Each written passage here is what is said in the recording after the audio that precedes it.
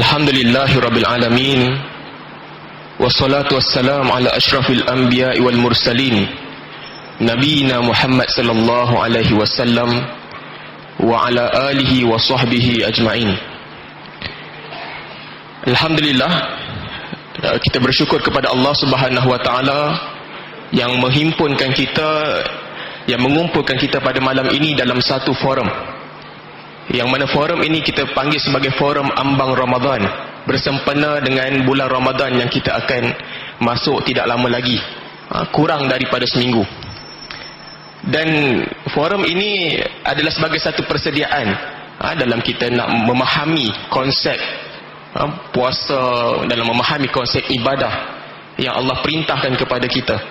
Dan pada malam ini insya-Allah kita akan bersama-sama dengan dua ahli panel, yang mana di sebelah kiri saya iaitu Sahibus Samahah Datuk Arif Perkasa Dr. Muhammad Asri Zainul Abidin, Mufti Negeri Perlis. Dan juga di sebelah hujung kiri itu ialah Tuan Haji Ustaz Muhammad Nazim bin Muhammad Nur, iaitu CEO kepada Majlis Agama Islam dan Adat Istiadat Melayu Perlis, MAIPS. Jadi tuan-tuan dan puan-puan yang dirahmati oleh Allah Subhanahu Wa Taala sekalian, insya-Allah pada malam ini saya akan bertanyakan dua soalan pada setiap ahli panel. Dan kemudiannya, sebagai kita menghormati perkara 10 akta dalam perlembagaan persekutuan, untuk memberikan kebebasan bersuara, yang mana kebebasan bersuara itu kita bagi kebebasan untuk tuan-tuan bertanyakan soalan, biarlah soalan itu berbentuk tulisan, kerana kita nak menjimatkan masa. Jadi soalan berbentuk tulisan, pastikan soalan itu ditulis dalam bahasa yang mudah difahami, supaya kita senang untuk bertanyakan soalan. Dan diberikan kepada siapa, bagi tahu dituju kepada siapa soalan ini. Dan jangan takut tuan-tuan, malam ini insya-Allah tidak ada sesiapa yang akan ditampar ataupun dicubit bagi orang yang ingin bertanyakan soalan. Kita berada dalam masjid insya-Allah. Khair. Jadi kita tanpa tak nak membuang masa, kita nak teruskan kepada soalan, yang mana soalan pertama ini saya akan buka kepada Al-Fadil Ustaz Nazim, di sebelah hujung. Walaupun dia jauh, tapi dia jauh di mata, yang mufti dekat di hati. Jadi sebab tu kita tanya yang jauh dulu.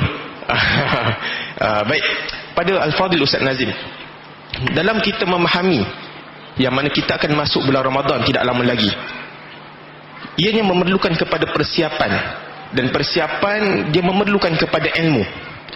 Inilah seperti yang disebutkan oleh Allah Subhanahu Wa Taala dalam surah Al-Mulk ayat 2.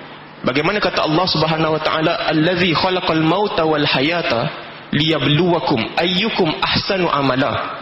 Yang mana kata Allah Subhanahu Wa Taala, dia yang menciptakan kematian dan kehidupan, liyabluwakum, untuk menguji kamu, ayyukum, siapakah di antara kamu yang paling baik amalannya. Dan kata Fudail bin Iyad, yang dimaksudkan sebagai ahsanu amalan itu, ahsanu amala itu adalah orang yang ikhlas dan orang yang mengikut sunnah Nabi SAW. Jadi sebagai pembuka kepada soalan forum kita malam ini, saya nak tahu dan kita nak jelaskan kepada semuanya, bagaimanakah persiapan yang dilakukan oleh golongan salafus salih dalam menghadapi bulan Ramadan. Minta pencerahan. A'udzubillahi minasyaitonirrajim. Bismillahirrahmanirrahim. Alhamdulillahi Rabbil Alamin. Wassalatu wassalamu ala rasulihil amin wa ala alihi wa sahbihi ajma'in. Subhanaka la ilma lana illa ma 'allamtana innaka antal alimul hakim. Thumma amma ba'd. Assalamualaikum warahmatullahi wabarakatuh. Terima kasih kepada saudara moderator kita Al-Fadhil Ustaz Nur Sulaiman. Tengok pakai elok dia pakai malam ni. Biasa dia nampak pakai jubah ni, pakai pun kemai. Padan dia lah cakap pun sunat dah. Yang kita kasihi, kita sanjungi Semahat Muftina Datuk Arif Perkasa Profesor Marja Dr. Muhammad Zainul Abidin, selaku gandingan panel kita. Sebenarnya tak layak pun saya nak gandingkan dengan Datuk, tapi Datuk mungkin sebab nak ajak orang teman kot, jadi dia ajak saya dah untuk teman dia. Saya ni mengiringi dia lah kan pada malam ni.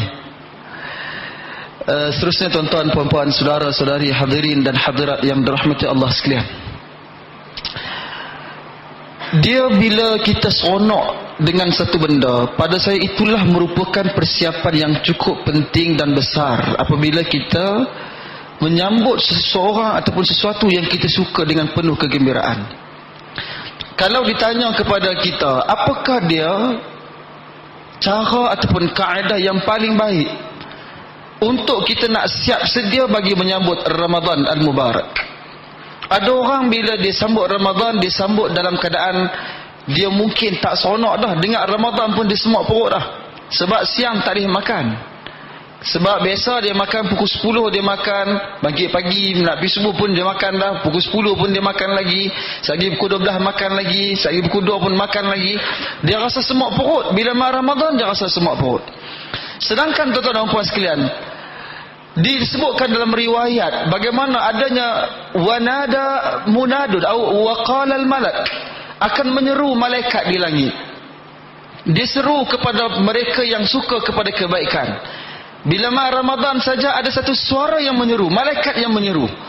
Dia kata, ya baghiyal khair abshir. Wahai orang-orang yang suka kepada kebaikan, bergembiralah kamu. Wa ya baghiyasy syarri aqsir. Dan wahai para pencinta ataupun orang-orang yang suka kepada kejahatan, maka kurangkanlah ataupun hentikanlah untuk melakukan kejahatan tersebut. Tuan-tuan dan puan sekalian, pada saya sambutan ataupun cara kaedah yang paling baik untuk kita nak sambut Ramadan, kita kena sambut Ramadan dengan penuh kegembiraan. Seronok nak sambut Ramadan ni. Barulah kita fikirkan apa dia lagi benda-benda yang patut kita buat untuk kita nak sambut Ramadan yang bakal menjelma. Tuan-tuan dan puan-puan yang saya muliakan kerana Allah SWT, adalah beberapa benda yang saya rasa perlu untuk kita nak sambut Ramadan ni. Yang pertama, nak sambut Ramadan, kita sambut dengan bitaubati ilallah azza wa jalla. Kita nak sambut Ramadan, kita kena sambut dengan taubat kita kepada Allah. Ai taubatin sadiqah. Kita nak sambut Ramadan, biarlah kita sambut Ramadan dengan taubat yang benar-benar kepada Allah azza wa jalla. Supaya bila kita duduk dalam bulan Ramadan, tuan-tuan dan puan sekalian, kita dah siap sedia. Setengah orang bila nak main Ramadan baru dia kalut nak bertaubat. Sedangkan sebenarnya dia dah kena siap sedia dah sebelum masuk Ramadan. Dia nak kena siap sedia nak sambut Ramadan dengan keadaan suci, bersih dirinya bertemu dengan Allah Subhanahu Wa Taala.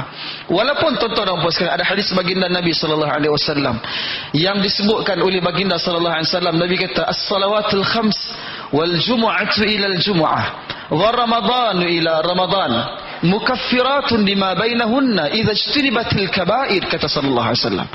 Nabi kata semayang 5 waktu, Jumaat bertemu Jumaat ataupun Jumaat ke Jumaat yang satu lagi, Ramadan ke Ramadan yang satu lagi, merupakan pengampun bagi dosa-dosa manusia selagi mana manusia meninggalkan akan dosa-dosa besar.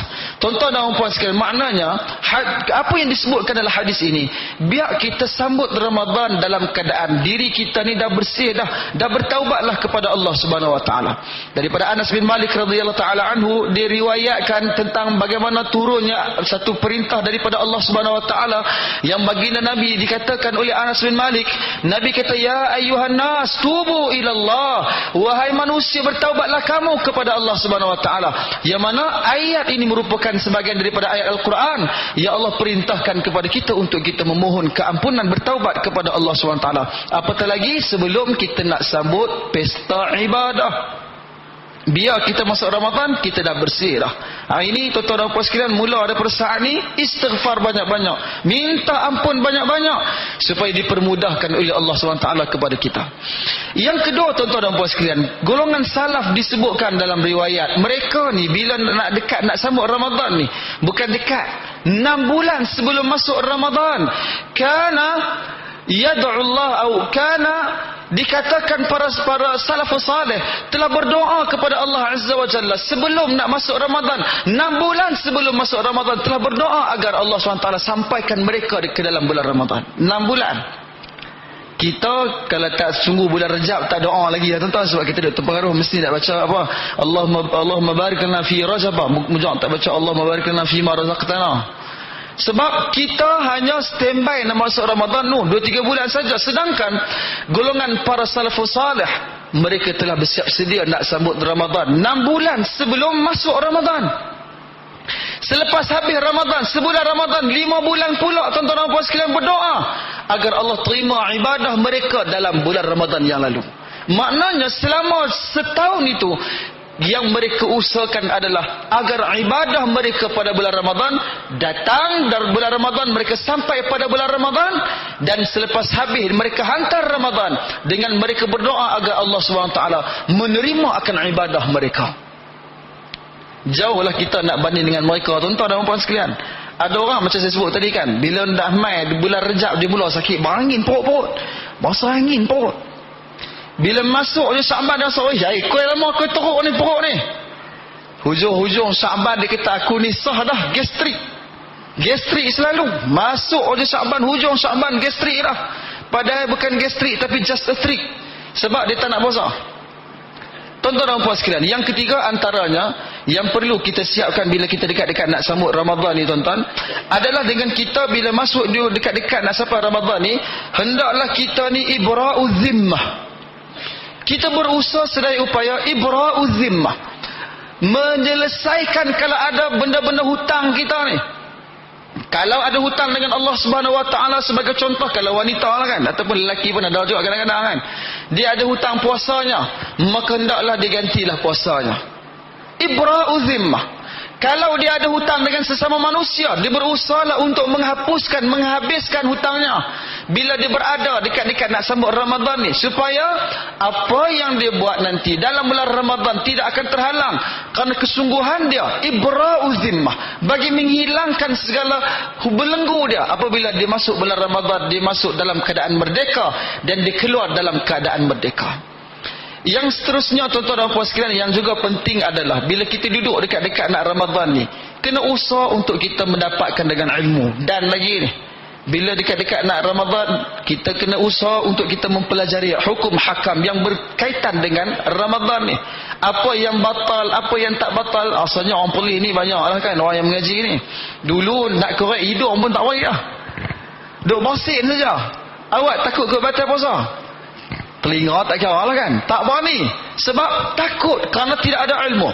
Dan bahkan tuan-tuan sekalian, bila kita berada pada hujung-hujung daripada bulan Syaban nak masuk Ramadan ni, biarlah kita masuk dalam keadaan kita ada ilmu, dan kita bila kita melakukan amal ibadah berpuasa pada bulan Ramadan tersebut, kita yakin bahawasanya ibadah kita itu diterima oleh Allah Subhanahu Wa Taala.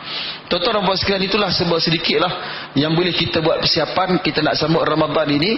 Dan yang paling penting tuan-tuan dan puan sekalian adalah kita hendaklah bersiap sedia dengan hati yang ikhlas, dengan penuh jiwa kita nak menadah kebaikan yang ada dalam bulan Ramadan ini, supaya kita sambut Ramadan dengan jiwa yang bebas, dengan jiwa yang merdeka, dengan kesungguhan diri kita nak sambut Ramadan, nak duduk dalam madrasah tarbiyah Ramadan ini. InsyaAllah Ramadan tersebut insyaAllah akan menjadi Ramadan yang paling baik dalam kehidupan dan dipertingkatkan pada tahun-tahun yang berikutnya. Wallahu a'lam. Baik, alhamdulillah. Kita dapat penjelasan yang pertama daripada Al-Fadhil Ustaz Nazim berkenaan tentang bagaimana persiapan yang dilakukan oleh golongan salafus salih dalam menghadapi bulan Ramadan. Baik, seterusnya kita tanya kepada sahibus samahah kita, yang mana kita tahu ayat yang mensyariatkan puasa ini, iaitu seperti dalam surah Al-Baqarah ayat 183, bagaimana kata Allah Subhanahu Wa Taala, ya ayyuhallazina amanu kutiba alaikumus siyam kama kutiba alal ladzina min qablikum la'allakum tattaqun.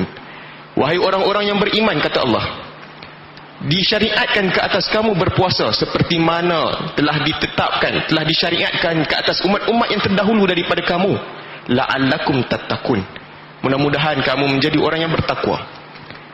Dan kita faham tentang konsep pensyariatan ini, tetapi di hujung ayat itu Allah Subhanahu Wa Taala mengatakan la'allakum tattaqun. Tidak Allah menggunakan perkataan la'allakum tuflihun, mudah-mudahan kamu menjadi orang yang berjaya. Tidak, tapi Allah menggunakan perkataan takwa. Jadi boleh tak Sahibul Samahah Datuk untuk terangkan jelas kepada kita bagaimanakah yang kita katakan kita boleh mendapat ketakwaan melalui ibadah puasa yang diperintahkan? Fadhal masykurah.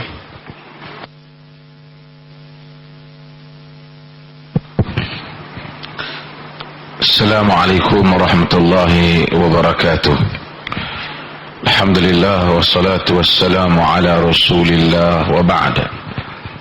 Al-Fadil Ustaz Nur Sulaiman Pengusi, Al-Fadil Sahibul Fadilah Ustaz Muhammad Nazim Muhammad Nur. Anak kalau forum dengan dia ni rasa kemas sikit sebab dia duit banyak.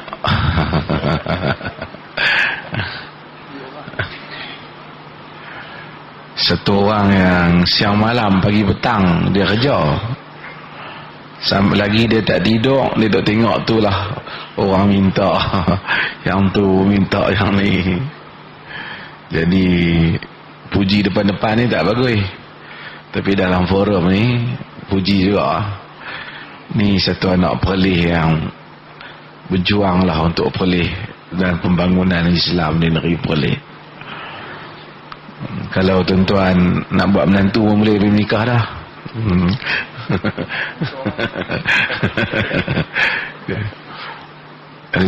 Saya ucapkan terima kasih kepada semua yang mari, walaupun kita ni last minute ni buat ambang Ramadan ni. Pak Ya nak buat juga. Saya besok nak bermusafir 2 minggu insyaAllah. Jadi ikut-ikut lagi 2 hari nak Ramadan kita buat. Tapi tak apalah, kita buat awal sikit. Bila kita cakap di masjid ni, yang main masjid ni, mereka ni semua nak puasa insyaAllah. Kita depan kita pergi buat di Padang kan? Tempat nak orang duk makan ramai tau. Mungkin ramai boleh dengar sikit. Hadirin dan hadirat yang dirahmati Allah, sebelum saya jawab soalan Ustaz Sulaiman, dalam banyak perkara yang menentukan kualiti sesuatu amalan ialah kesungguhan kita ataupun azam kita nak buat sesuatu. Bila nak masuk Ramadan, macam tadi Ustaz Nazim sebut, apa yang duduk dalam kepala kita? Azam kita. Sebahagian orang azam dia mungkin tahun ni aku betul-betul nak habiskan Quran. Aku tahun ni mungkin tak mau puasa macam tahun lepas, ada duk mulut tak apa elok sikit. Betul-betul nak jaga. Mungkin ada orang tahun ni aku betul-betul malam-malam aku betul hidupkan malam, tak mau bunting. Ada orang mungkin dia akan sebut tahun ni aku nak duit lebih sikit, aku nak bersedekah pada bulan Ramadan.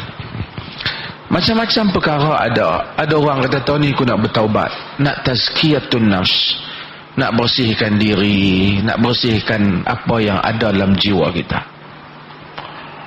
Azam ni kita banyak buat azam.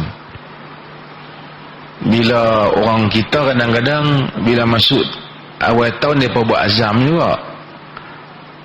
Macam kita tengok Ramadan, minggu pertama ramai, saya rasa mereka ni semua azam sampai ke hujung, tapi tak habis azam tu dan kat seminggu ya. Ini mengingatkan kita kepada hadis Nabi SAW. Nabi SAW suruh kita berdoa. Banyak doa dia, tapi saya nak sebut antara yang Nabi suruh kita berdoa dalam hadis yang diriwayatkan oleh Imam Ahmad di dalam Musnad dan diriwayatkan oleh Ibn Hibban. Hadis ni insya-Allah pada sahih li ghairihi. Nabi SAW ajak doa, Allahumma inni as'aluka thabata fil amr wal azami wa azimata 'ala rushd. Ya Allah, ada lagi doa dia tu tapi saya nak ambil dua ni, tidak panjang kita orang baca. Allahumma inni as'aluka thabata fil amr wal azimata 'ala rushd. Dalam sebahagian riwayat wa azimata rushd. Ya Allah, aku minta daripadamu thabat, tetap di atas urusan ini. Pasal agama ni tuan-tuan, kadang-kadang kita mungkin nak, tapi kita tak berani nak berterusan. Ada cabaran, ada dugaan, nak pegang agama, nak pegang prinsip Nabi lalui. Ada orang nak bunuh, orang maki, orang kata, orang cerca, orang fitnah. Minta sabat. Rabbana la tuzigh qulubana ba'da idh hadaitana wa hab lana min ladunka rahmah. Wahai Tuhan, jangan kau gelincirkan qulub kami, jantung hati kami, setelah kau beri petunjuk pada kami. Yang kedua, wal azimata ala rusyd, minta kesungguhan di atas petunjuk. Hak saya nak sebut hak bahagian kedua ni. Maksudnya kadang-kadang kita memang nak buat benda baik, tapi kita tak ada kesungguhan. Kita berhenti di tengah jalan. Banyak azam, saya pun sendiri saya fikir banyak azam saya, tapi sebahagian tak habis. Tuan-tuan mungkin habis kot. Orang lemah iman macam saya ni, azam kadang-kadang nak buat yang tu, nak bagi habis tak habis. Nak azam, dulu saya pernah azam nak syarah Sahih Bukhari, tak habis. Buat berapa hadis berhenti. Sibuk kan tu, sibuk kan ni. Wal azimata ala rusyd, keazaman, kesungguhan di atas petunjuk.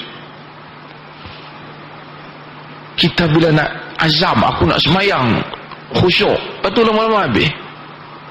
Azam aku nak puasa betul-betul, lama-lama habis. Azam ni lah yang kita kena minta. Kenapa?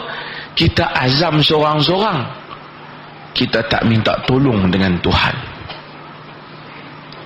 Banyak benda dalam dunia ni, bahkan semua perkara dalam dunia ni, kita kena minta tolong dengan Allah Ta'ala.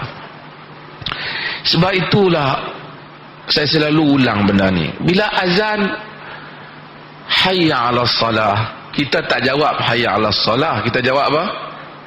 La hawla wala quwwata illa billah. Tidak ada daya dan tidak ada upaya melainkan dengan Allah Ta'ala. Kita minta tolong Allah. Nabi sebut dalam hadis yang diriwayatkan oleh Imam Ahmad, Nabi kata, idza tanaza an-nasu bil-dhahabi wal-fiddah faqnizu bihaula'il kalimat. Bila orang ramai duk menghimpun emas dan perak, kamu himpun kalimat-kalimat ini. Antaranya yang ni, Allahumma inni as'aluka tsabata fil amr wal azimata 'ala rusyd. Ya Allah, aku minta daripadamu tetap atas urusan agama ni, dan minta daripadamu sabat, kesungguhan di atas petunjuk. Pasal kadang-kadang kita nak bersungguh tapi tak habis. Tuhan tak tolong kita, kita minta dia tolong kita. Hadirin dan hadirat yang dirahmati Allah, dalam Quran Allah sebut tentang program nak bagi manusia takwa. Nak bagi orang takwa pada Allah ni kena ibadah. Sebelum kita baca ayat yang Ustaz Sulaiman baca tadi, Quran dalam surah Al-Baqarah juga Allah sebut, ya ayyuhan nasu ubudu rabbakumul ladzi khalaqakum walladzina min qablikum la'allakum tattaqun. Wahai manusia, sembahlah Tuhan yang telah menciptakan engkau, Tuhan kamu yang menciptakan kamu dan mereka yang sebelum daripada kamu, mudah-mudahan kamu bertakwa.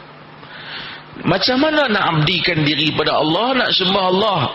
Salat, puasa, zakat, haji. Tapi semua yang lain tu memang menyebabkan kita takwa, tetapi ada ayat khas. Tadi dah sebut dah, ibadat menyebabkan kita takwa, tapi ada ayat khas. Dia sebut puasa, dia tak sebut haji, dia tak sebut zakat. Dia kata, ya ayyuhalladzina amanu kutiba alaikumus siyam kama kutiba alal ladzina min qablikum la'allakum tattaqun. Wahai orang beriman, telah dicatatkan, ditulis, diwajibkan kepada kamu puasa seperti mana telah ditetapkan kepada mereka yang sebelum daripada kamu, mudah-mudahan kamu bertakwa. Tadi dah kata dah, u'budu rabbakum, sembah Tuhan, sembah dia tu, abdi dia tu, kita takwalah. Tapi ayat ni hak lain-lain tu dia tak sebut. Dia sebut pasal puasa. Padahal puasa termasuk dalam mengabdikan diri pada Allah. Buat apa ulang lagi? Tanda bahawasanya puasa sesuatu yang istimewa. Pasal Tuhan sendiri bagi tahu. Maka puasa ni ada satu kekuatan yang luar biasa. Maka dia suruh kita berpuasa. Dia suruh kita berpuasa. Semayang nak bagi kita jadi baik. Semayang besar. Tapi kalau orang semayang tak jadi baik, puasa tak jadi baik, zakat tak jadi baik, haji umrah duk pi siang malam tak jadi baik, ada something not right ataupun something wrong dengan dia. Kadang-kadang kita sedang siamak diri kita, kita duduk sendirian, kita fikir kita ni perlu hidayat Tuhan. Tiap hari kita sebut ihdinas siratal mustaqim, tolonglah tunjukkan kepada kami jalan yang lurus. Kita sebut, kita ulangi benda tu. Tapi masa kita sebut, masa awal-awal solat, kita ingat benda tu. Hari ni dah berapa kali kita sebut? Dah 13 kali kita sebut. Sekurang-kurangnya tak masuk yang semayang sunat kita semayang. Tapi berapa kali kita rasa kita betul-betul minta daripada Tuhan supaya dia bimbing kita. Kita pun tak rasa. Habis kan tu je lah. Pasal kita sibuk dengan urusan kita, kita sibuk dengan urusan kita. Banyak benda macam semayang duk fikir pula lagi nak buat kerja lain. Tuhan tahu manusia ni malal, ada tabiat malal, jemu. Dia kesian kat kita. Dia pilih bulan Ramadan. Dia bagi banyak ganjaran dalam tu, supaya kita berminat dengan ganjaran tu. Kadang-kadang ganjaran tu tak perlu kita bayar. Kok masuk, nak masuk siapa nak jadi ahli Ramadan kena daftar ahli, tak kena. Tengok ada orang berebut nak beli tudung apa tu. Ha? Orang perempuan lah, yang lelaki pun tolong pergi beratok sekali. Saya heran duk tengok lah kan. Benda tu nak kena beli, bukan benda free. Sanggup ada yang duduk kuk tepi tu lapik tikar, yang makcik-makcik berebut-rebut bertolak-tolak pun tak apa, pasal nak dapat tudung murah. Pakai tudung murah ni, tudung tu elok lah kan, pakai kenapa nak bagi cantik lah kot kan. Tapi kalau dah kita ni tak apa nak segak, lebih kurang tu lah juga. Tudung lah orang kata segak. Takkan orang nak menikah dengan tudung, orang menikah dengan orang. Tapi tak apa kan, orang bubuh tudung bagi segak, berebut orang pasal ada diskaun 50%. Bulan puasa bukan ada diskaun 50%, semua Tuhan bagi. Dia naikkan semua kelebihan, dia beri berbagai ganjaran. Dia tak minta untuk kita bayar, dia nak bagi. Rahmat, rahim, sayang Tuhan kat kita, kasih Allah pada kita. Macam-macam Allah buat supaya dia panggil kita, mai buat pahala. Untuk apa? Supaya bila timbang besok masuk syurga, jangan masuk neraka. Banyaklah tawaran yang dia buat. La'allakum tattaqun, mudah-mudahan kamu takwa. Seringlah kita ini gagal. Sebab apa? Bukan kita tak tahu, kita tahu, tapi kita tak cukup azam kita. Maka kita wa as'aluka al-azimata 'ala ar-rusyd, kita minta kat Tuhan. Yang berikutnya hadirin, banyak ni Ustaz Nazir dah cakap dah, sikit dah saya sentuh lagi, iaitu kita ni cakap ni ada banyak golongan. Sebahagian orang bila nak main bulan puasa ni, dia fikir macam-macam. Ada orang ambil daripada atas dulu, Yang atas sekali kadang-kadang ambillah geng-geng macam saya lah, ustaz-ustaz kot. Mai bulan puasa pakat pergi carilah buku puasa ni. Sekali orang panggil ceramah, nak cakap apa? Jadi satu pesta piduk ceramah. Bukanlah salah mengajak, satu benda yang baik. Tapi betul-betul kita nak ajak Ramadan ke? Sekadar kita nak memenuhi program Ramadan. Pasal semua masjid pakat buat program Ramadan. Akhirnya kita ada program, kita tak ada ruh. Yang bercakap pun bercakap pasal orang panggil, kerana orang jemput. Saya pun cakap lah, cari sikit apa-apa balik dalil-dalil yang mana lupa tentang Ramadan. Lepas tu orang pun dengar, balik habis. Bahkan sebahagian golongan agamawan, bukanlah yang ikhlas lah saya cakap, sibukkan diri dengan benda yang tak penting pun. Masa ni lah program, bukanlah kata nak salah, tapi saya tak tahu apa keperluan nak tunjuk kepakaran Ustaz Sulaiman, Ustaz Nazim, Dr. Mazhar memasak kan. Macam-macam lah. Tapi bulan Ramadan bukan bulan makan, dia bulan ibadah. Talbis, kata Imam Ibn Jauzi, talbis dia satu kekeliruan. So nampak, nampak macam agama, tetapi ia bukan tujuan asal. Bahkan di kalangan para salafus salih ada yang mengurangkan majlis mengajak mereka kerana nak menumpukan pada ibadat tu, padahal mereka mengajak hadis, fiqh. Ini tak benar-benar duk mengajak masak bulan Ramadan. Kita Ustaz Sulaiman, Dr. Mazhar, Ustaz Nazim nak pergi ajak orang masak pula kan. Carilah bulan lain. Tapi kita tampaklah sambil masak sambil bagi nasihat kan. Okey, macam tu. Tapi dia talbis. Yang lain macam-macam. Mai bulan Ramadan ada fikir nak buat untung berniaga. Saya bukan kata salah, tapi itu bukan tujuan Ramadan. Sepatutnya macam selain pada Ustaz Nazim kata, bulan Ramadan ni Quran masing-masing dah pegang dah. Anak-anak masing-masing kita ingat mana Quran masing-masing. Dan apa dia kita punya rancangan bulan Ramadan ni? Macam mana keadaan sahur kita yang sederhana, buka puasa kita, tarawih kita nak di masjid mana yang mungkin membantu kita khusyuk, bukan masjid mana cepat ni. So ini semua Ramadan bulan ruhi, membangunkan ruh kita. Membangunkan ruh kita. Terima kasih. Mengisi saya seorang cakap panjang. Baik, jazakallah khair kasiran kepada sahib samahah Datuk Mufti kita. Dan ini mengingatkan bila Datuk memberitahu berkenaan tentang konsep takwa di dalam ibadah puasa ini, mengingatkan saya kepada apa yang disebutkan oleh Hamka.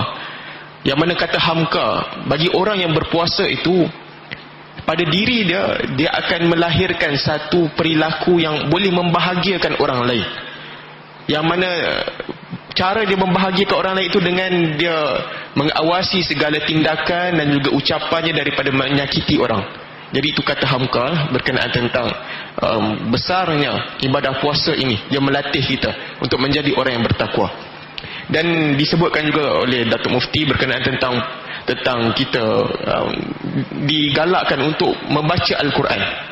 Jadi soalan saya nak tanya kepada Al-Fadhil Ustaz Nazim, yang mana kita tahu seperti yang disebutkan dalam Al-Quran, kata Allah Subhanahu Wa Taala, syahrul Ramadan allazi unzila fihi al-Quran ila akhir ayat. Dalam surah Al-Baqarah ayat 185 yang menyebut berkenaan tentang bulan Ramadan itu diturunkan Al-Quran di dalamnya.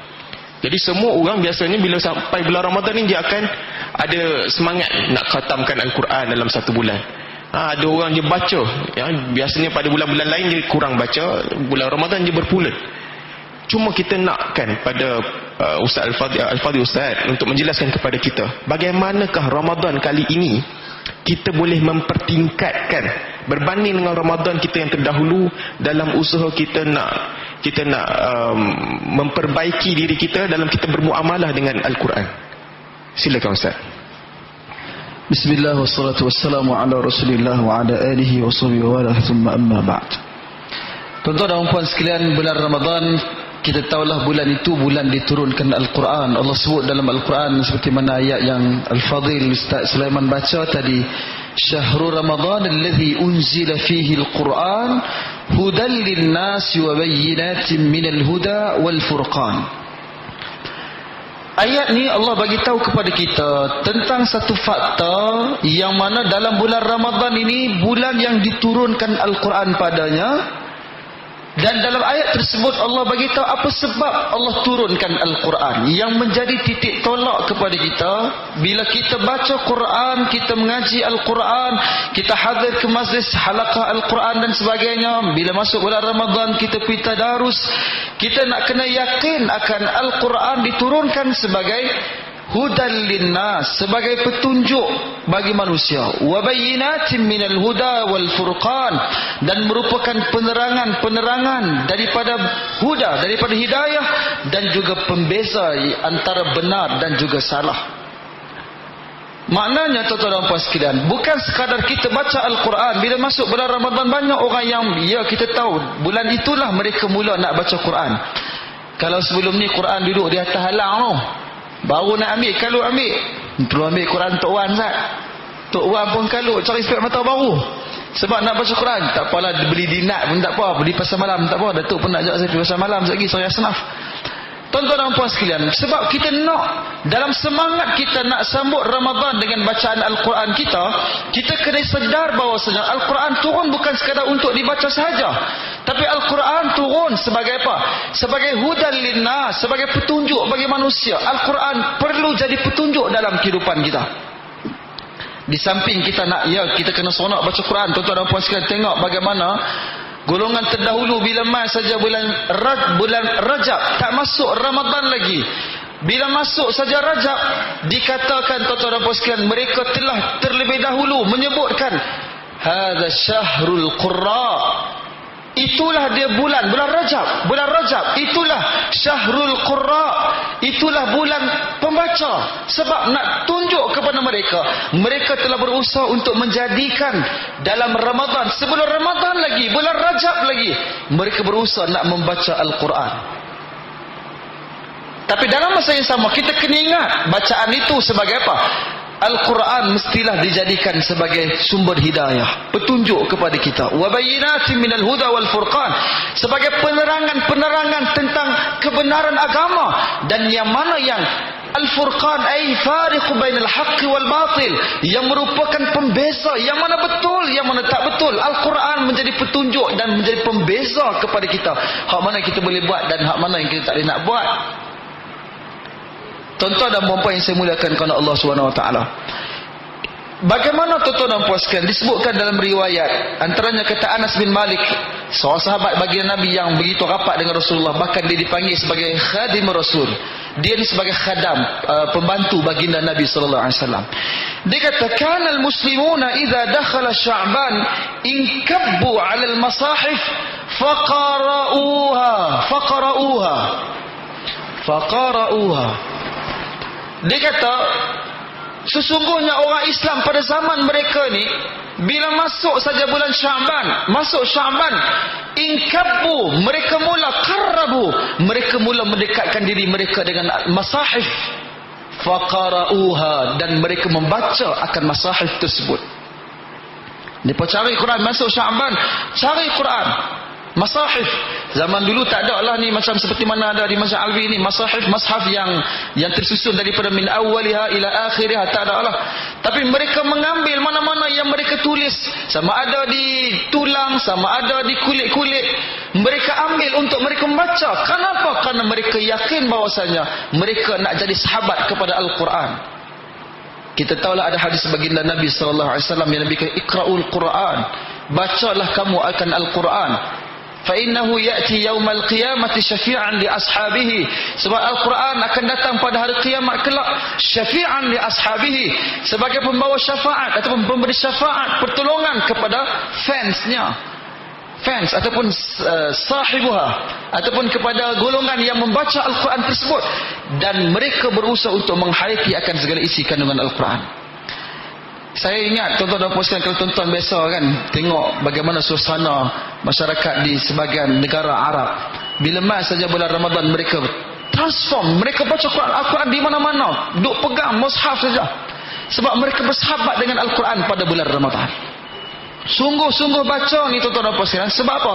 Sebab mereka sedar itulah dia bulan diturunkan Al-Quran. Kita bila main bulun lah, kita ni pergi di awal daripada Ramadan memang bulun, masjid penuh, awal Ramadan masjid penuh. Kena pula kalau imam tu baca sedap, seronok kita macam Imam Syafi'i baca sedap. Kalau laju sikit lagi ramai insya-Allah. Kalau imam pun baca letih ni, Allahu Akbar, kita pun letih nak pergi. Tambah di hujung-hujung tuan-tuan puan sekalian, cari tu imam mana yang baca paling pendek. Dia pun pandai bagi instruction. Dia kata imam, tu imam, ni tu banyak baca pendek ni lah, jangan macam-macam. Sebab tak mau panjang. Walaupun di awal dia dah semangat dah dengan Quran, qiyam dia dengan Al-Quran, bacaan dalam tarawih yang dibaca oleh imam, dia dengar bacaan Al-Quran. Bila di hujung dia mula dah sewok. Tambah yang sebelah sini kan nak siap ketupat, nak siap melangsir, nak siap macam-macam, langsir semua dah. Sebab sibuk dah.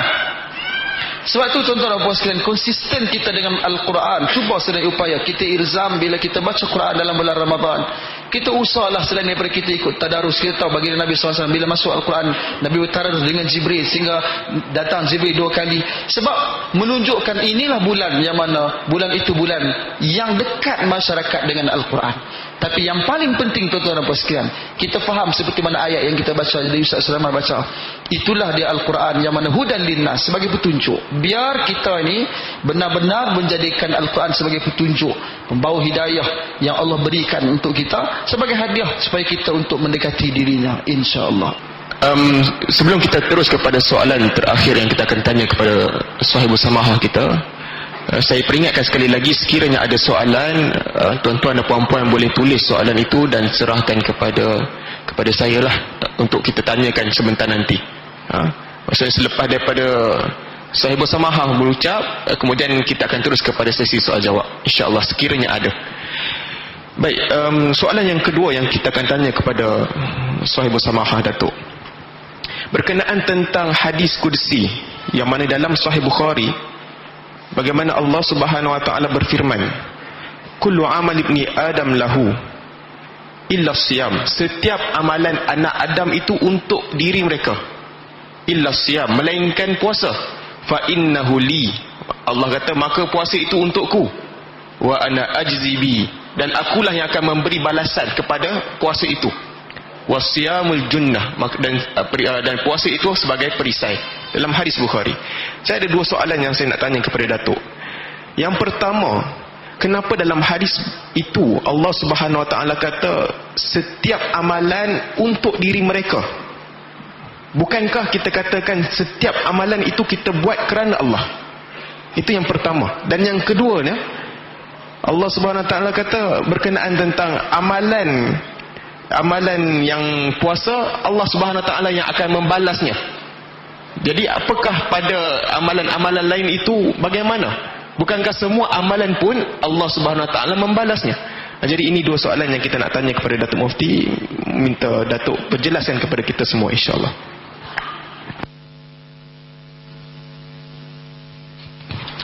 Bismillah. Hadirin dan hadirat yang dirahmati Allah, kita, sebelum saya sebut tentang hadis yang diriwayatkan oleh Imam Al-Bukhari itu, kita bercakap tentang Ramadan. Ramadan ni ada 2. Satu bulan Ramadan itu sendiri kehebatannya, dan kedua puasa itu ada kelebihannya. Pada bulan lain kita juga mungkin puasa, kita ada kelebihan puasa, tapi kita tidak ada kelebihan bulan.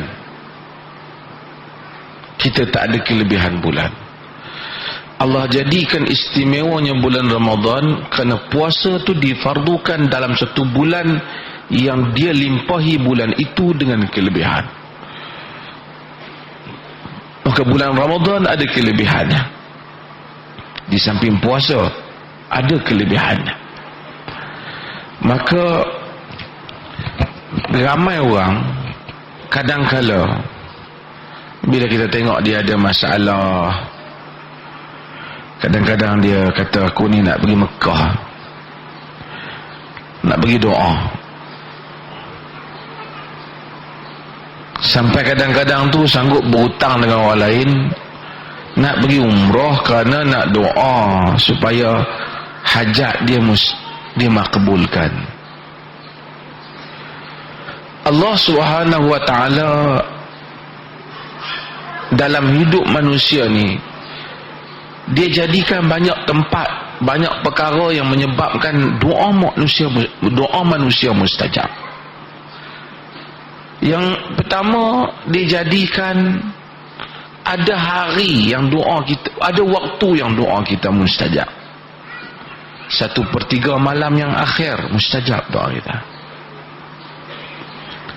Yang kedua, dia jadikan ada hari yang doa kita mustajab. Waktu dalam hari Jumaat, walaupun para ulama berselisih pendapat manakah waktu berkenaan. Sebahagian mereka cenderung untuk mentarjihkan waktu yang akhir pada asar hari Jumaat, seperti yang disebut oleh Al-Imam Ibn Hajar Al-Asqalani dalam Fathul Bari. Dia ada jadikan juga bulan yang dia ada jadikan juga tempat yang dirahmati, seperti Mekah di sisi Kaabah. Tuhan yang sama, bukan kata Tuhan lain-lain, tapi dia limpahi kemustajabannya dan keberkatannya. Dia ada jadikan hari yang mustajab, seperti hari Arafah. Mustajab doa pada hari Arafah. Pada hari-hari Mina, Ayyamut Tasyrik, dia jadikan bulan Ramadan bulan yang mustajab doa. Dia kaitkan puasa dengan doa. Wa idza sa'alaka 'ibadi 'anni fa inni qarib. Bila hamba-hambaku bertanya engkau tentang aku, wahai Muhammad, sesungguhnya aku dekat. Kita semua mungkin ada masalah dan hajat kita. Kadang-kadang tunggu 2 tahun himpun duit nak pergi Mekah nak minta hajat. Bulan Ramadan Allah hantar setiap tahun 30 hari. Kerana manusia ini bila dia nak berdoa, dia berdoa pada waktu, apabila dia berdoa pada waktu yang jiwanya benar-benar khusyuk pada Allah, doanya mustajab. Kadang-kadang kita sibuk siang hari, sebab itu Allah Subhanahu wa ta'ala suruh kita doa waktu malam, suruh kita baca qiyamul lail, supaya kita salat waktu malam. Ya ayyuhal muzammil qumil laila illa qalila nisfahu aw inqus minhu qalila. Disuruh kita bangun. Sebab apa dia kata innalaka fin nahari sabhan tawila? Pasal dia kata siang kita sibuk, Nabi sibuk, banyak kerja. Malam lebih tenang. 1/3 malam yang akhir pada bulan Ramadan, dalam keadaan siang berpuasa, membaca Al-Quran, bersedekah, kemudian berdoa kepada dia, mustajab. Mustajab. 30 hari pula dia bagi, minta, mustajab. Jangan siapa-siapa terlepas duk tunggu hajat dia nak mari. Sebahagian orang duk tunggu malam Lailatul Qadar, pokok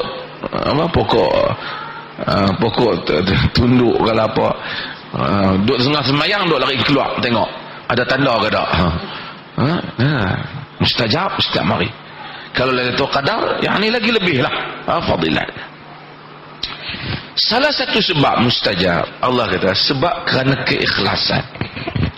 Pasal apa Allah kata kullu amal ibni adam lahu illa siyam fa innahu li wa ana ajzi bih. Semua amalan anak Adam untuk dia melainkan puasa. Sebenarnya dia panggil yang ni ialah ta'zim sya'nus siyam. Allah menghebatkan keadaan orang puasa. Semayang boleh jadi orang mayang kerana Allah, boleh jadi orang mayang kerana macam-macam. Dia tetap pergi semayang, tak pergi masjid pun sekali orang kata pula duduk kampung tak nak pergi masjid, dia main masjid. Kadang-kadang semua orang semayang Jumaat tak boleh pergi mana, dia kena main Jumaat. Apatah lagi kalau kita semayang TV duk ambil, kena main. Sedekah juga sama. Sebab itu sebagian sedekah orang bagi cek besar-besar dengan pintu. Mungkin ikhlas tapi macam-macam. Apa lagi? Haji pun sama. Hantau ni haji ku kali ke berapa dah ni? Cik kan. Tapi puasa, kalau orang tu puasa betul-betul, puasa mesti kerana Allah. Kalau tak kerana Allah, dia tak puasa. Dia makan, dia keluar, dia habang tak ada puasa. Tapi dia sebenarnya tak puasa. Tapi kalau orang tu puasa dan sempurnakan puasa, kerana orang tak boleh, orang bukan 24 jam dengan kita. Masuk dalam bilik ayam lah, kita masuk dalam bilik kita minum, siapa nak tahu? Tetapi apabila seseorang itu benar-benar puasa, mesti dia puasa kerana Allah, dia akan ada pahala untuk dia. Maka Allah kata wasiyamu junnah, siam itu benteng. Dia benteng kepada kita. Wallahu ta'ala a'lam. Baik, Alhamdulillah, selesai dua soalan yang kita tanyakan kepada kedua-dua ahli panel kita. Dan sekarang ini insya-Allah kita akan terus kepada sesi soal jawab, yang mana ada dua soalan pada saya, yang mana saya akan tanya kepada Al-Fadil Ustaz Nazim dan juga kepada Sahibus Samahah Datuk Mufti. Yang mana saya tanyakan dulu kepada Al-Fadil Ustaz Nazim, mandakan Datuk baru cakap tadi.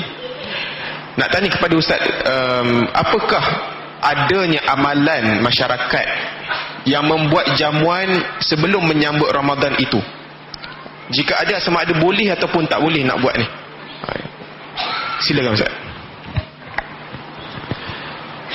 Bismillah, salatu wassalamu ala Rasulillah wa ala alihi wa sahbihi wa ala thumma amma ba'd. Sedap ke tak jamuan tu? Secara umumnya jamuan ni memang salah satu daripada perkara yang Nabi sebut ketika benar Nabi berhijrah ke Madinah. Awal Nabi berhijrah ke Madinah, Nabi sebut antaranya Nabi kata wa at'imut ta'am, dan berikanlah makan. Cumanya bila nak dikaitkan dengan Ramadan, adakah ada sandarannya untuk dibuat jamuan nak sambut Ramadan? Wallahu alam. Kalaulah jamuan itu dikaitkan dengan jamuan khas yang dinisbahkan kepada baginda Nabi sallallahu alaihi wasallam, maka tiada padanya. Tapi kalau sekadar nak buat jamuan, tak apalah, panggillah saya. Kalau sekadar nak buat jamuan, semata-mata jamuan, maka pada saya lah, panggillah saya, insya-Allah lah kita pergi makan lah. Cuma nak dikaitkan kerana sebab-sebab tertentu ataupun sebab nak sambut Ramadan, maka tiada padanya. Cumanya tuan-tuan dan puan sekalian, satu benda yang kita kena ingat juga, bagaimana para sahabat telah menjadikan bulan Sya'ban merupakan bulan untuk berpuasa.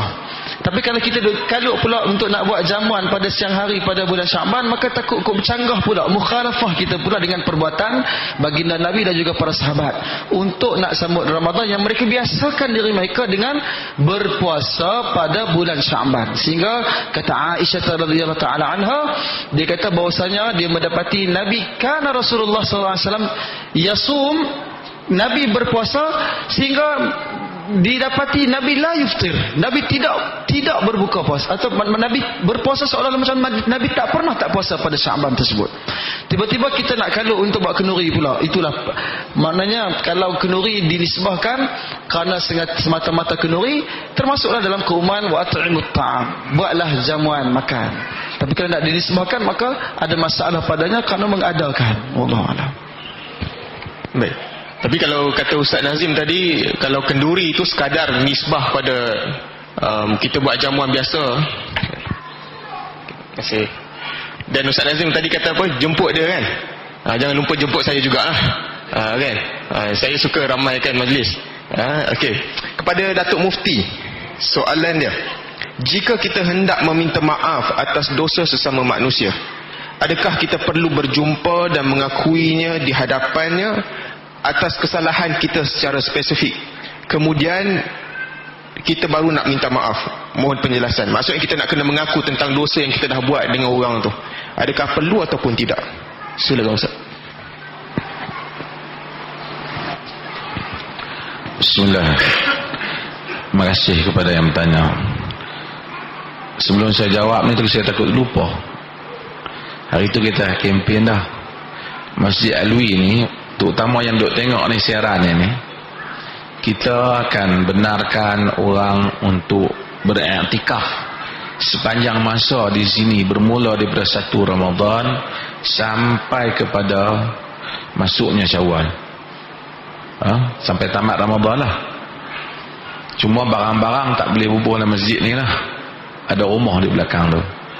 Jadi kita boleh mari iktikaf di sini, boleh duduk di sini, cuma jangan bagi kotor masjid lah. Aircon 24 jam tak pita apa, depa mai bulan puasa depa bubuh duit dalam tabung tu nak bayar aircon. Okey. Para ulama menyebut tentang taubat. An-Nawawi menyebut dalam Al-Azkar dan selain daripadanya tentang syarat taubat. Di samping syarat taubat itu di samping taubat itu janji keazaman, memohon keampunan pada Allah dan azam untuk tidak mengulangi dosa. Mereka menyebut jika dengan anak Adam dia hendaklah meminta maaf, iaitu dia meminta supaya sahil, dia minta halal lah daripada apa tu, minta maaf lah apa yang telah dia buat terhadap orang berkenaan. Jadi secara umumnya kita kena minta maaf balik lah orang yang kita buat itu. Misalnya kita kata kat dia satu benda yang besar yang menyebabkan terfitnahnya dia, kita kena minta maaf kepada dia. Cumanya di kalangan para fuqaha, terutama dalam mazhab Malik, mereka ada menyebut bahawasanya jika dengan kita pergi minta maaf kat dia tu jadi perang lagi besar. Jadi kita baiki, kita mohon taubat pada Allah, hentikan benda tu dan perbaik balik. Kalau kita pergi bohong kat orang sekian-sekian, kita habaq kat orang tu dia sekian-sekian umpamanya, sedangkan orang tu tak, orang tu telah faham dengan maklumat tu. Habaq kata Ustaz Sulaiman ambil 15,000 semeja lah. Ya umpama. Kemudian maka dia kena selesaikan dengan orang yang dia fitnah kan. Kerana Allah Subhanahu wa taala kata illal ladzina tabu wa aslahu wa bayyanu. Bila terang tentang kesesatan, kecuali orang-orang yang bertaubat dan membaikinya dan menerangkan semula yang betul. Maka kita kena bagi tahu yang betulnya sebenarnya hari itu khabar tu tak betul.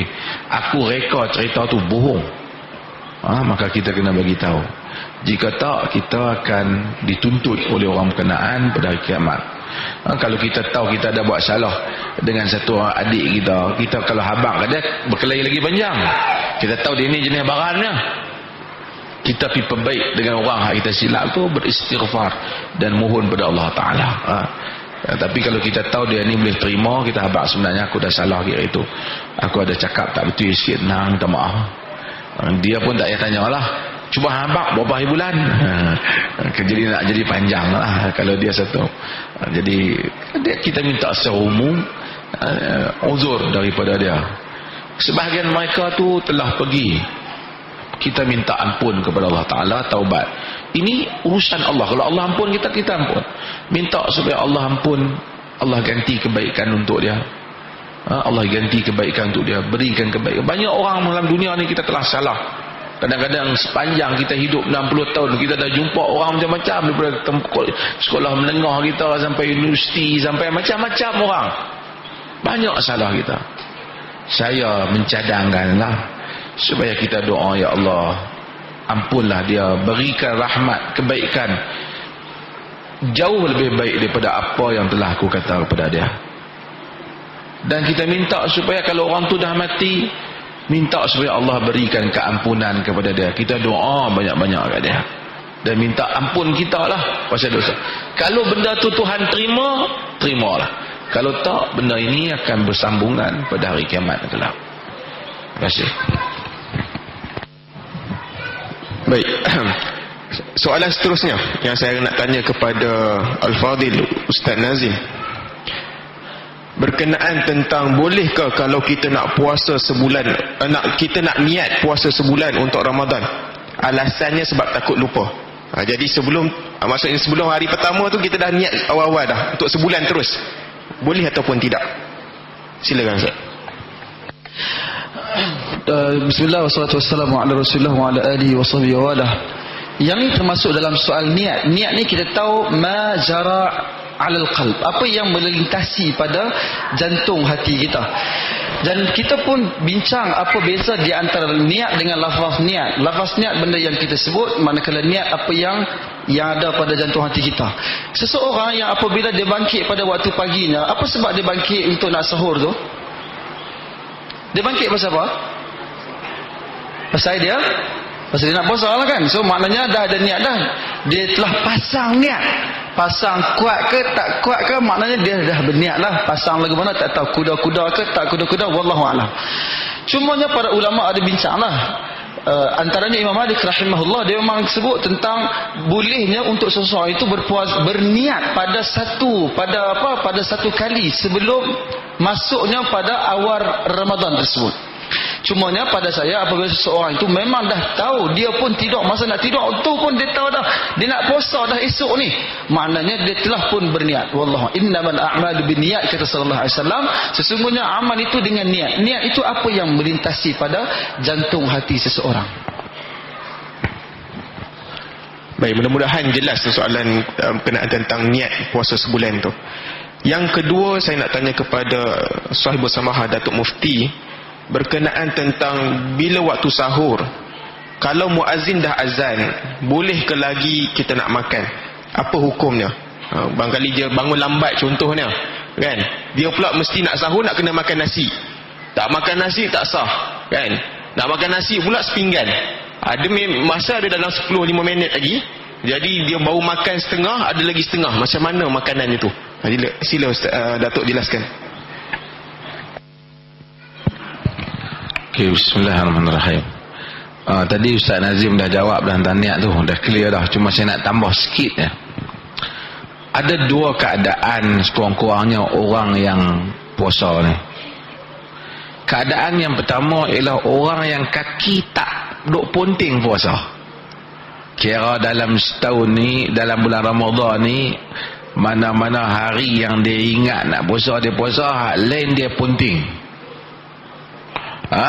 Dia bunting. Kawan dia peringat, dia puasa. Ada orang abang hang tak puasa tak baik, dia pun puasa. Kalau tak ada orang abang, besok dia pakai tak puasa lah. Dia tak pernah ada azam untuk nak puasa sebulan. Orang ni barangkali yang dimaksudkan oleh dalam sebahagian kaum, termasuk yang disandarkan kepada mazhab Malik, bahawasanya bila dia nak mula, takut dia jenis duk tak ingat nak puasa ni, dia azam nak puasa sebulan, niat nak puasa sebulan.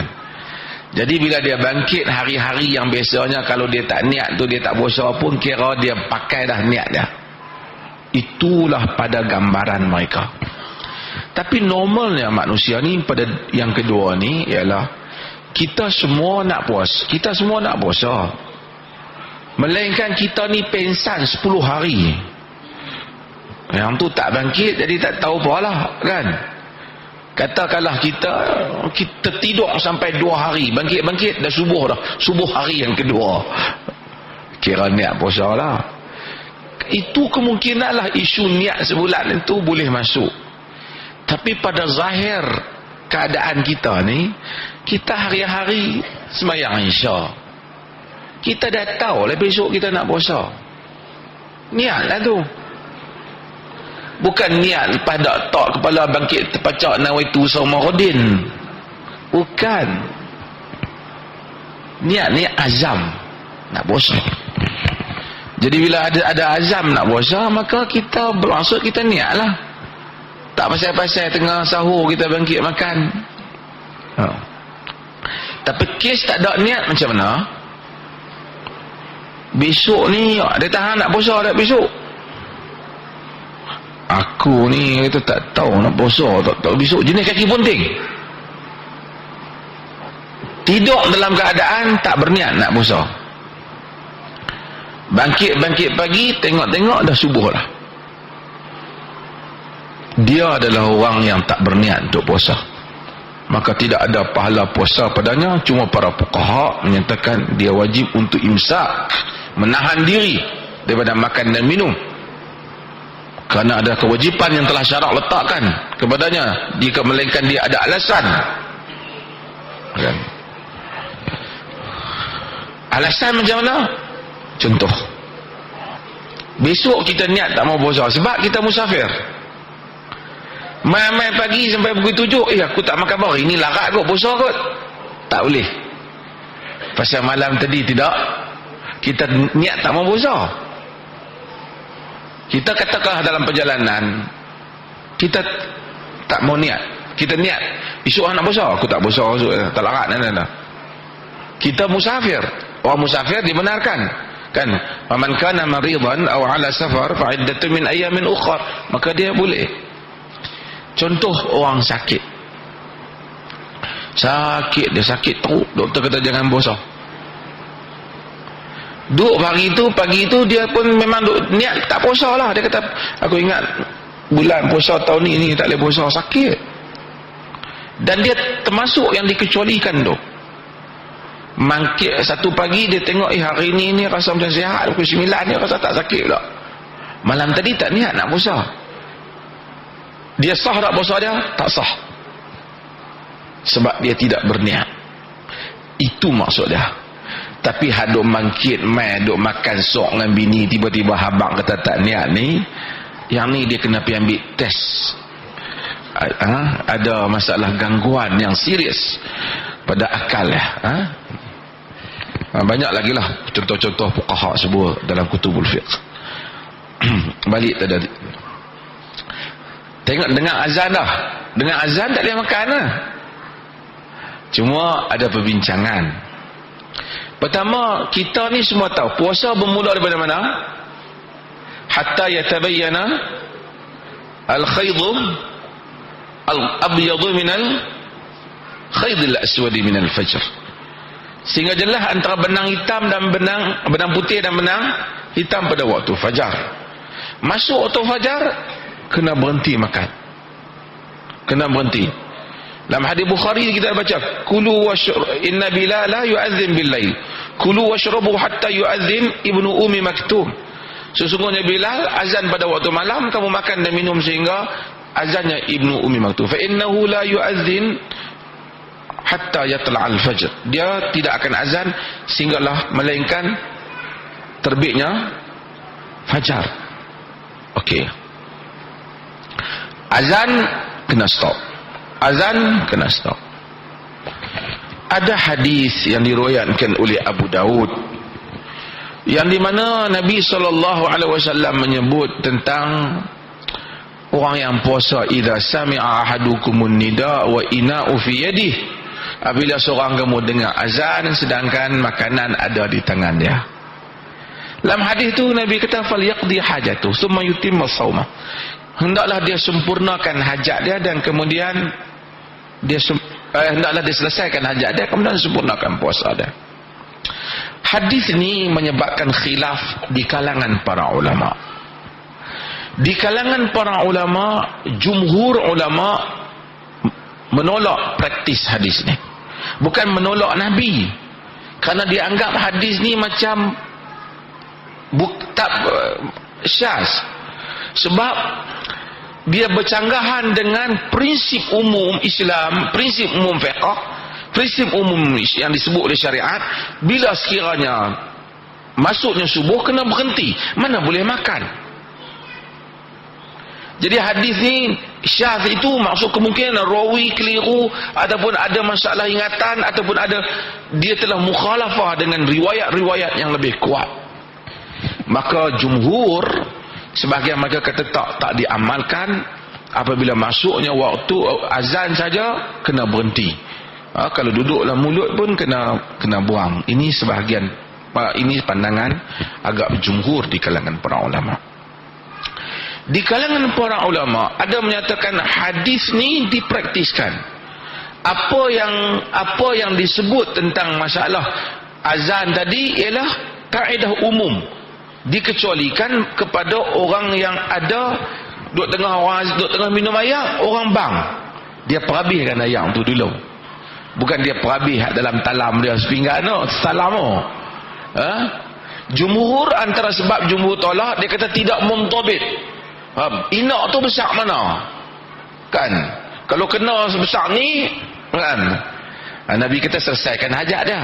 Maksudnya kalau dia teguk kemudian dia sempurnakan puasa. Maka pendapat yang kedua menyatakan bahawasanya siapa yang duduk tengah makan, duduk tengah suap makan, umpamanya duduk ada, sempurnakan yang itu, kemudian sempurnakan puasa. Mulakan puasa.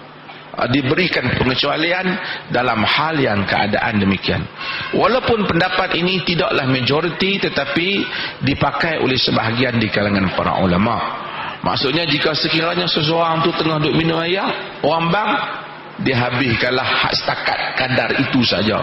Bukan nasi duduk tengah penuh sepinggan, hampa bang dulu kau habis nasi ni sayang, dia kata. Yang tu tak boleh lah. Dia kata wal ina fi yadihi, dan ina ada di tangannya, maka dia tunaikan hajat. Wal ihtiyat, yang selamat kita pakai jumhur. Yang selamat pakai jumhur. Bahawasanya kalau tuan-tuan pakai jumhur selamat. Kalau ada orang yang pakai yang kedua pun kita tak bantah dia. Kita tidak bantah dia. Wallahu taala. Baik. Soalan seterusnya, saya tanya kepada Al-Fadil Ustaz Nazim berkenaan tentang tadi Ustaz Nazim ada sebut tentang persiapan dalam menghadapi Ramadan adalah dengan kita nak kena bayar hutang dulu. Lansaikan semua hutang-hutang kita. Jadi soalan ni dia tanya, sekiranya kita berhutang, adakah kita wajib membayar semua hutang tersebut sebelum menjelang Ramadan?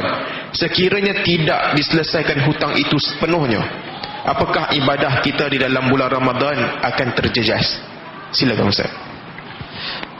Bismillah. Bayar hutang ni kalau boleh memang digalakkan kita bersegera membayar hutang ni, sebab itu adalah merupakan kita menyelesaikan ibra'u zimmah, menyelesaikan hutang piutang ni sebahagian daripada perkara yang baginda Nabi sallallahu alaihi wasallam memang minta kita berlindung daripada berada dalam ghalabatid dain, berada dalam belenggu hutang ni. Dan memang kita perlu untuk menyegerakan membayar hutang. Seeloknya memang kita disuruh untuk segera bayar hutang kalau kita ada kemampuan untuk bayar hutang. Dan amanah untuk kita yang berhutang ni kepada mereka yang memberikan hutang adalah membayar hutang itu. Ada orang yang dia ada mampu untuk nak bayar hutang, tapi dia tak bayar hutang lagi, dia beli benda lain dulu. Mungkin dia besarkan rumahnya sedangkan dia ada kemampuan untuk bayar. So secara prinsipnya memang disuruh kita menyegerakan. Tapi kalaulah kita tidak ada kemampuan nak bayar hutang tu, maka tidak ada masalah lah, mohonlah kita daripada si pemberi hutang untuk kita menangguhkan, supaya kita bagilah ruang untuk kita dan sebagainya. Tidaklah membawa kepada implikasi amal kita tidak diterima, tidak bawa kepada implikasi amal tidak diterima. Ini merupakan sebahagian daripada amal supaya kita masuk dalam bulan Ramadan dalam keadaan bersih kita daripada kebencian orang, perasaan orang yang tidak elok kepada kita. Ini maksudnya tidaklah membawa kepada implikasi amal kita tidak terima, cuma lebih kepada bersiap sedia nak sambut Ramadan dalam keadaan tanpa ada belenggu kita dengan orang lain. Wallahu a'lam. Baik. Soalan seterusnya, saya nak tanya kepada Sahibul Samahah Datuk Mufti berkenaan tentang bolehkah seorang isteri dia bersedekah tanpa pengetahuan si suaminya? Mohon Datuk jelaskan. Bismillah.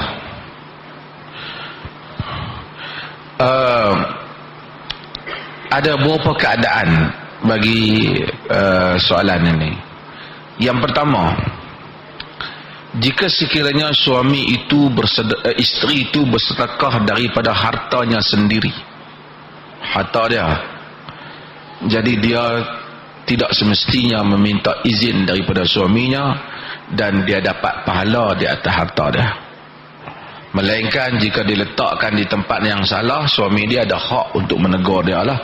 Misalnya dia pergi sedekah untuk larian apa, pakai nampak paha, nampak dada ke apa, dia yang tu tak nama sedekah lah, dia donation ke apa yang tak sesuai, suami dia berhak pada dia untuk membantah dia. Adapun atas harta dia berhak untuk bersedekah. Adapun jika dengan harta suami dia tidak boleh melainkan dengan meminta izin suaminya. Tak boleh. Kerana perkahwinan itu bukan menghalalkan dia ambil harta suami tanpa izin. Tak halal. Dia mesti meminta izin daripada suaminya. Yang dia boleh ambil untuk harta daripada suaminya apabila suaminya tak bagi harta, tak bagi nafkah yang cukup, seperti hadis Hindun binti Utbah, dia mengambil daripada Abu Sufyan duit yang mana harta Abu Sufyan untuk belanja, kerana Abu Sufyan ni kedekut. Nabi kata khudhi ma yakfiki wa auladaki bil ma'ruf, kamu ambillah apa yang cukup untuk engkau dan anak-anak engkau dengan cara yang baik. Hak tu tak apalah, suami kita jenis kedekut, tak beli ikan, tak beli beras, tengok dompet dia ada atas tu, kita tarik wang RM20 pergi beli beras. Tapi kalau kita tarik RM20 tukang cushion, pergi makan angin, pergi rombongan, tak boleh lah. Hanya kita ambil bahagian yang mana menjadi kewajipan kepadanya untuk menunaikan nafkahnya, nafkah ke atasnya. Adapun kita nak ambil duit suami kita 100, 500 pergi bersedekah tanpa memberitahu dia, adalah tidak dibenarkan oleh syarak. Tak boleh. Kena bagi tahu dia. Kerana kita bagi, kalau kita sedekah bukan harta kita, tak dapat pahala. Kalau dia sedekah, dia tak tahu dia bukan sedekah. Dia mesti tahu. Maka kena bagi tahu sehingga dia kata saya izinkan, baru menjadi sedekah dia, bukan sedekah isteri. Sedekah dia bukan sedekah. Tetapi jika sekiranya suami bagi pada isteri, hari suami ni bagi duit, duit nafkah pun dia bagi, hari-hari dia duk bagi juga, sebulan sekali dia dapat gaji, dia bagi kat esok isteri dia misalnya 1,000, tak apalah, ambil lah, nak beli bed ke, nak beli apa, hak ni tak termasuk lah bagi. Daripada bahagian yang suami beri itu, dia bersedekah boleh, kerana apabila suami beri pada dia, berarti telah menjadi hartanya, telah menjadi harta dia. Wallahu ta'ala. Baik, ini soalan terakhir yang kita akan tanya kepada Fadil Ustaz Nazim dan juga Sahibul Samah Datuk Mufti, yang saya dapat melalui SMS, melalui WhatsApp, yang mana soalan saya akan tanya kepada Al-Fadil Ustaz Nazim, bolehkah Ustaz ulas sikit tentang gandaan amal soleh dalam bulan Ramadan yang mengatakan ada 70 kali ganda pahala dan sebagainya? Mohon Ustaz jelaskan hal ini. Soalan susah ni. Tuan-tuan dan puan sekalian, yang ni saya rasa ada hadis yang diriwayatkan oleh Ibnu Khuzaimah yang menceritakan tentang waman adda faridatan, barang siapa yang kalau dia itu melakukan faridah, melakukan sesuatu amal fardu, kaman adda sab'ina, seperti mana mereka itu telah melakukan dengan kaman kana adda sab'ina faridah fima siwah. Siapa yang melakukan satu amal fardunya, maka dia mendapat pahala seperti mana dengan pahala 70 amal fardunya. Wallahu alam. Tuan-tuan dan puan sekalian, melalui pembacaan saya mungkin Datuk boleh tambah kan. Hadis ni hadis riwayat Imam Ibnu Khuzaimah, tapi dia dinilai dhaif oleh kebanyakan daripada pakar hadis. Al-Munziri mengatakan ianya hadis dhaif, bahkan dalam silsilah dhaifah seperti mana yang disebutkan oleh Albani menyatakan hadis ini dengan sanad yang dhaif. Wallahu alam. Baik, itu soalan yang saya tanya kepada Al-Fadhil Ustaz Nazim, soalan terakhir. Dan soalan terakhir kepada Sahibul Samah Datuk Mufti, iaitu antara hikmah berpuasa ialah menahan marah. Jadi dalam dunia masa kini yang banyak terjadi perbezaan, terutama dalam hal-hal agama di antara para asatizah dan sebagainya, bagaimana boleh kita manfaatkan ibadah Ramadan sebagai pemangkin kematangan dan akhlak kita dalam berbeza pendapat? Silakan Datuk. Terima kasih. Saya sebut sikit tentang yang tambahan. Dalam hadis yang diriwayatkan oleh Al-Imam Al-Bukhari tadi yang Ustaz Sulaiman baca, hadis itu Nabi SAW kata, wasiyamul junnah fa in kana yaumu sawmi ahadikum fala yarfuth wala yaskhab. Puasa itu benteng. Pada hari suatu orang tu puasa, dia jangan cakap lucah, cakap tak elok, cakap maki, termasuklah. Wala yaskhab, maksudnya jangan angkat suara, maksudnya bertengkar, suara yang tidak patut. Fa in sabahu ahadun aw qatalahu faqul inni mru'un sha'im. Jika satu orang maki dia ataupun satu orang kelahi dengan dia, maka kata aku satu orang yang puasa. Maka orang puasa tahan diri dia. Kalaulah sebenarnya maki ni bulan lain pun tak boleh, tapi Tuhan nak didik kita. Tetapi kalau dia bertengkar bulan puasa dalam perkara agama, yang mana mempertahankan agama, tak apa, kerana Quran kata wajadilhum billati hiya ahsan, kan, ud'u ila sabili rabbika bil hikmati wal mau'idatil hasanah wajadilhum billati hiya ahsan. Tuhan kata seru pada Tuhan, jalan Tuhanmu dengan hikmah dan nasihat yang baik, dan berdebatlah dengan cara yang baik. Yang salah berdebat dengan cara tak baik. Bulan puasa kita duk bahas dengan kawan kita, sunat macam ni ke, sunat 2 rakaat ke, 2-1 ke, 3 terus. Tapi perbahasan ilmiah, dia bentang, kita bentang hadis, kita tak apalah. Kalau lepas tu bagi pendapat kawan ni bangkat, lepas tu nak berkelahi, buat keluar mula kapi, misalnya payahlah ngomong kan, ataupun maki orang kan. Jadi ini semua tak boleh lah. Maka kita dengan kadar-kadarnya, kita boleh berbahas, tapi dengan kadar ilmiah. Ini benda yang kadang-kadang orang kita tidak dapat bezakan antara kritikan ilmiah dengan nak berkelahi dengan orang. Kritikan ilmiah, orang bagi hujah. Ini sebahagian orang dia suka nak maki orang. Tambah zaman ni lah, zaman cyber ni, kita maki orang, orang kata dia bukan kenal aku siapa. Tapi Allah tahu. Allah tahu. Sebab itu jangan sampai satu hari kita bersendirian, kita bertanya, atas apa balak yang Tuhan turunkan kepada kita. Padahal kita aku tak buat salah, aku tak pernah pukul orang pun. Padahal dia maki orang berkandak, guna macam-macam nama. Dia rasa dia terlepas. Wala tahsabannallaha ghafilan amma ya'malu zalimun. Jangan kamu sangka Allah lupa apa yang dilakukan oleh orang yang zalim. Jadi dengan itu maka disiplinkan diri, dan kita kena tahu bahawasanya habis pahala kita macam tu. Cuma pahala ni jenis tak nampak ni, kita tak perasan. Bila kita tenung diri kita nak masuk bulan puasa ni, saya nak cadang kita semua siap diri kita. Sebahagian suami isteri bincang dah, abang tahun ni nak balik raya mana? Kan? Cuti dah minta lah, dah tengok dah beberapa hari lagi. Tak apalah, nak balik raya tu silaturahim budaya Melayu lah kan, raya sehari lah maknanya. Tapi tak apalah, boleh lah. Tapi kita pun patut rancang juga, kita ambil cuti kita spare untuk i'tikaf kita 10 yang akhir. Tinggal berapa hari cuti kita nak i'tikaf 10 yang akhir. Sekurang-kurangnya tak dapat 10 yang akhir, dapat juga 2-3 hari, hari-hari yang ganjil. Peruntukkan masa, kita kena rancang. Anak kita ke depan sana nak ni, kita simpan duit. Ini hak 10 yang akhir itulah kita nak pergi beli baju raya, kasut raya. Lepas pada tu sembahyang pun dah, apa pun dah, orang duk sibuk nak sembahyang cari malam Lailatul Qadar, kita sibuklah dengan macam-macam lah benda-benda, letih dengan pergi beli baju, letih nak buat ketupat, letih macam-macam kita.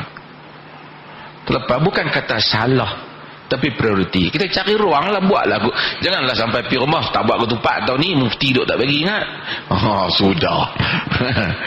Buatlah ketupat, tapi kita rancang masa kita supaya jangan rugilah. Masa kita nak baca Quran, masa kita nak semayang, masa kita nak ibadat. Kalau dah kata kita, budaya kita dah 10 yang akhir tu, kita tumpu beribadat. Patut kalau dah kalut sangat nak buat pun sebelum 10 yang akhir. Sebelum 10 yang akhir. Balik tentang gandaan amalan ni. Para ulama bincang tentang gandaan. Tuan-tuan tahu Tuhan gandakan pahala banyak Walaupun hadis ni kadang-kadang dia sebut wa asyra bi amsalha, dan 10 kali ganda, dan 10 kali ganda. Kita pun tak tahu 1 kali ganda tu banyak mana, yang dia ganda jadi 10 tu banyak mana. Kita tak tahu. Kita tahu kadar amalan tak sama. 2 orang puasa pada bulan Ramadan pahala tak sama. Tak sama pada apa? Pada ikhlas dia, pada kesungguhan dia, pada khusyukan dia, pada solat dia, pada macam-macam. Package tu tak sama, walaupun nampak macam sama. Buka puasa sekali, sama-sama bangun sahur, sama-sama buka puasa,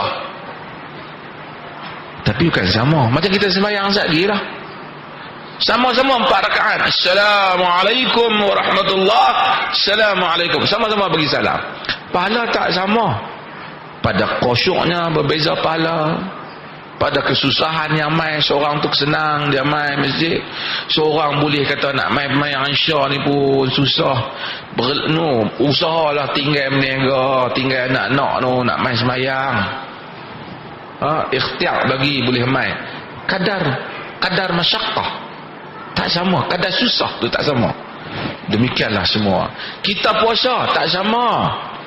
Bukan kata salah orang jadi orang senang, masuk maju pejabat, aircon, duduk senang, sagi mai buka puasa dengan 1 orang pagi-pagi lepas sembahyang subuh bulan puasa, pergi buat kerja, bangkit sagi dekat nak maghrib, nak balik, letih penat, puasa juga dia. Tak sama. Tuhan Ghafur, Tuhan Rahim, Tuhan pengasih, penyayang dia. Dia tahu semua keadaan hamba-hambanya. Wallahu basirun bil ibad. Tuhan perhati habis hamba-hamba dia. Sebab itu tak ada 1 orang boleh pergi kata, Tuhan, mana Aci di dunia dulu, dia tu senang, kereta semua ada, saya naik motor ya, saya mayang memang kadang-kadang susah dengan dia. Tak payah abang ke Tuhan. Dia bagi amalan tu, pahala dia bagi dah. Dia bagi dah. Walaupun kita tengok 1 orang main senang, 1 orang susah, kita kata baguslah dia senang main semayang, dia tu susah main semayang, kerja banyak. Allah tahu di atas kesungguhan setiap hambanya dan hal hamba-hambanya. Allah tak zalim hamba dia. Orang majikan hak cerdik pun dia bagi gaji betul, ikut kesusahan orang yang kerja. Masakan Tuhan yang maha adil, Malikul Mulk, raja bagi segala raja, yang penuh kasih sayang, Wadud, Rauf, Rahim. Sebab tu tuan-tuan jangan gaduh masalah ni. Buat amalan, gandaan ada di sisi Tuhan.